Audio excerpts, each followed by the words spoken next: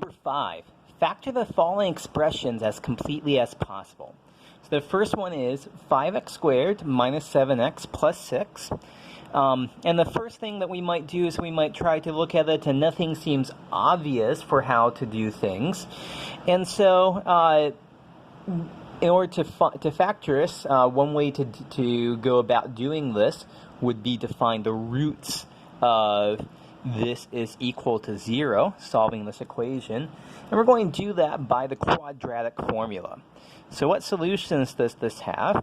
X is equal to negative 7 plus or minus the square root of negative 7 squared minus 4 times a here is 5 times c here is 6. All of that over 2 times a. So negative b plus or minus square root of b squared minus 4ac divided by 2a. And when we think about what's under the square root, we get 49 times, let's see, this is going to be minus 20 times 6 is minus 120. We see that what's under the square root is going to be negative. It's going to be what? Negative 71. So this tells us there's no real solutions. So for our original polynomial over here, this actually doesn't factor. So we were asked to factor this as far as possible. Well, guess what? This right here is as far as possible for us to factor. So that might seem a little bit silly, but that's what happens. Not everything can factor if you're restricting yourself to only look at real numbers. Let's look at problem B here. 8x cubed y minus 50xy cubed. And so what do we notice here? There's x's in both. There's y's in both. And this is even and this is even.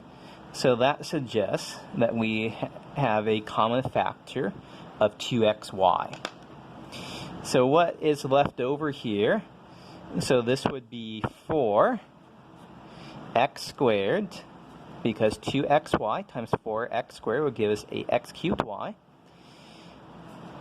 25, that x goes in there, y squared.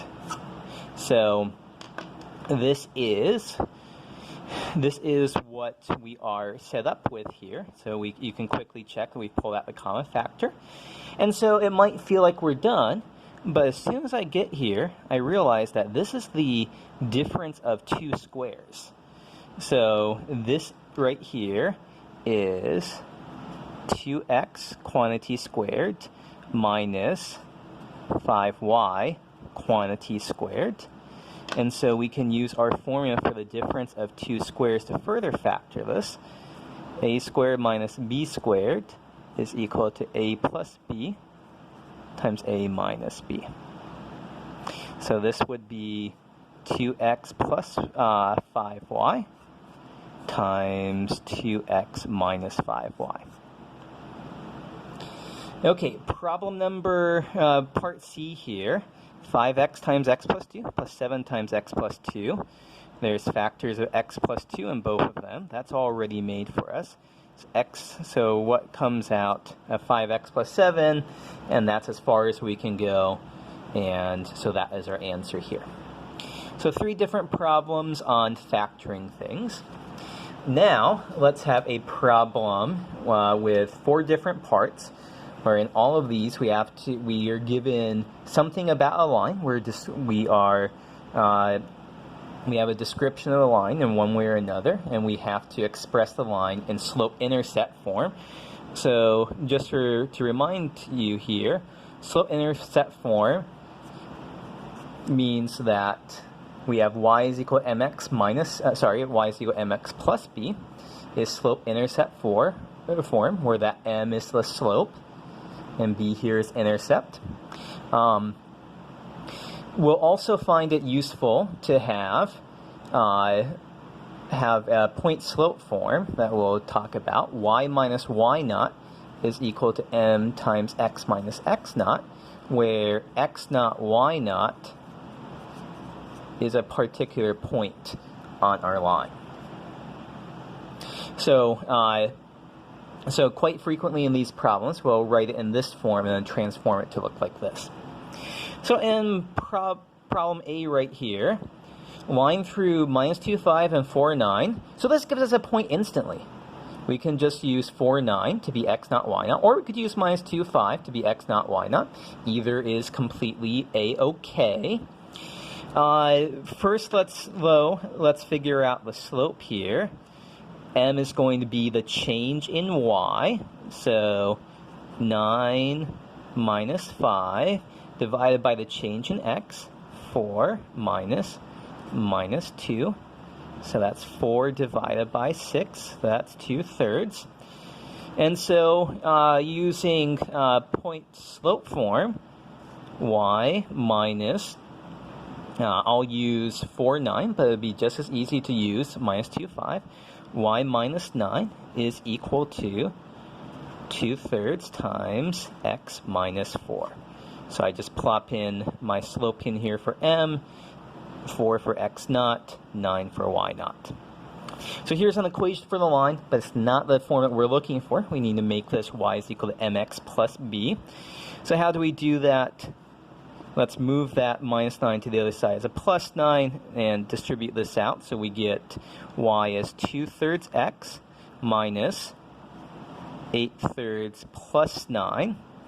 And if we simplify down 8/3 plus 9, we get 27/3 minus 8/3 should be plus 19/3. So I'm not making any arithmetic mistakes. Okay, so first we go to the point slope form is usually the easiest way to come up with these things. And then we transform that into slope intercept form because this is maybe easier to graph. We know that the intercept is going to be at 19/3 and then the slope of positive 2/3. Line through minus 2, 3, so we've already got our point. And parallel to 5x plus 3y is equal to 12. So let's figure out, parallel lines have the same slope. So what's the slope of this line? So if you remember the tricks for it, you can read it off, but we can rederive it real quick. Let's put this into slope-intercept form by subtracting 5x from both sides. So 3y is equal to minus 5x plus 12. Dividing both sides by 3 gives us minus 5/3 x plus 4. And so this line has slope, m is equal to minus 5/3. And parallel lines have the same slope. So we have a line through the point, minus 2, 3, with slope minus 5/3. So we plop everything into this equation. Y minus y naught is 3 is equal to minus 5/3 times x minus 2 is x plus 2. And once more we have to rearrange things. Minus 5/3 x minus 10/3 plus 3, so that looks like minus 5/3 x minus 1/3. Okay, so part C of this problem is the same point and the same line here, except that we're told that this line needs to be perpendicular, not parallel. So recall that this slope here was minus 5/3. We did that on the previous slide. So perpendicular lines, so the slope for this one, you do the negative reciprocal. So what we do is instead of having 5/3, we write 3/5, and this is negative. And so this slope, I'll call this M1, M2 here, the slope of our line here is going to be positive 3/5. The two perpendicular lines, their slopes need to multiply together to minus 1, and we can see that. Minus 5/3 times 3/5, cancel is minus 1. Okay, so at this point then, we just need to write everything down. So y minus y naught is equal to m times x minus minus 2 is x plus 2. So y is equal to 3/5 x plus 6/5 plus 3, and that's going to be 3/5 x plus, let's see, I think that should be 21/5. Okay, so almost done. So the key trick there is just realizing perpendicular lines, their slopes multiply together to get -1. Equivalently, the slopes are negative reciprocals of each other. For this final one, x-intercept 5 and y-intercept -2, let's just work directly with the slope-intercept form. Y is equal to mx plus b. And we're told here, so this b is the y-intercept. Y is equal to mx minus 2. So the only thing that we have left to do is figure out what is m in this problem. There's different ways that we could do it. Maybe the easiest way is just to say that x-intercept, that's where it crosses the x-axis at 5 here. And so this means that this point right here is 5, 0. So let's plug in x is equal to 5 and y is equal to 0 and solve this for m.